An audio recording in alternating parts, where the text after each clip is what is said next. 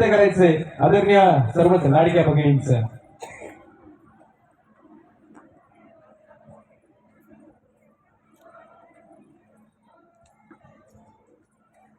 अखंड हिंदुस्थानाचे आराध्य दैवत श्री छत्रपती शिवाजी महाराज यांना सर्वप्रथम मी मानाचा मुद्रा करते.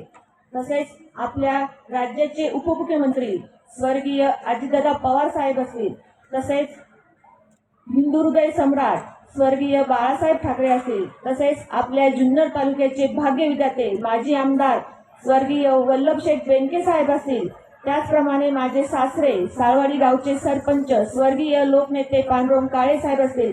सर्वप्रथम यांच्या स्मृतीस मी अभिवादन करते.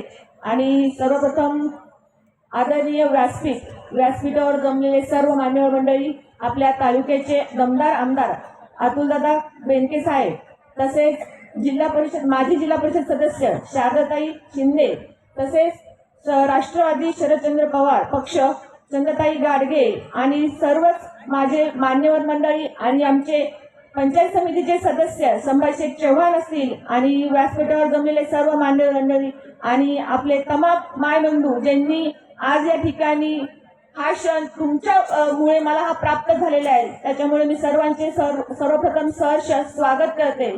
आणि खरं बोलायचं झालं तर आज माझ्यासाठी एक आनंदाचा आणि भावनिक क्षण आहे.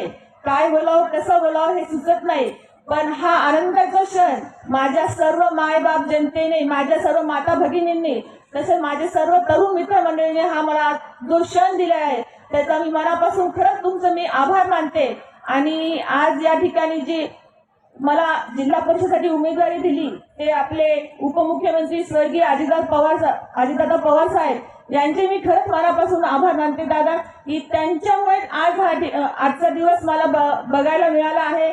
आणि ते आज आपल्यात नाहीये ही सर्वात मोठी शोकांतिका आहे, पण तरीही दादा आपल्याला सर्वांना बघतील आणि आशीर्वाद देतील ही मला एवढी इच्छा आहे. आणि त्याचप्रमाणे राष्ट्रवादी काँग्रेस शरदचंद्रजी पवार पक्ष, तसेच RPI, तसेच शिवसेना उद्धवजी बाळासाहेब ठाकरे या सर्व पक्षाच्या नेतृत्वाने जी मला उमेदवारी दिली त्या सर्व पक्षाच्या नेते मंडळींचे मी मनापासून आभार मानते.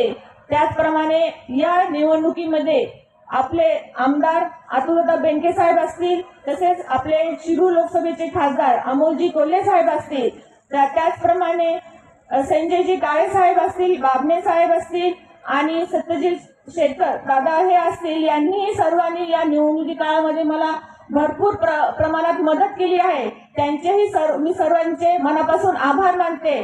आणि बोलायचं झालं तर बोरी खोरद गटातील आपले जे 13 गाव आहे त्या 13 गावातील प्रत्येक घरातील व्यक्तीने एक घरातील सदस्य म्हणून मला जी आशीर्वाद रूपी तुम्ही जे मतदान दिले त्यांचेही मी सर्वांपासून मनापासून आभार मानते. आणि तसं बोलायचं झालं तर आपले बोरी गणातील संभाजीशेठ चव्हाण असतील, यांनी खरंच आमच्यासाठी खूप मदत केलेली आहे.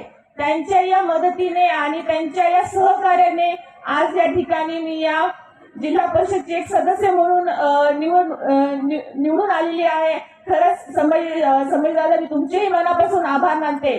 त्याचप्रमाणे खोडद गटातील प्रगती बडे यांचेही सर्व सहकार्याने मला खूप प्रमाणात मदत केली आहे, त्यांचेही मी मनापासून आभार मानते.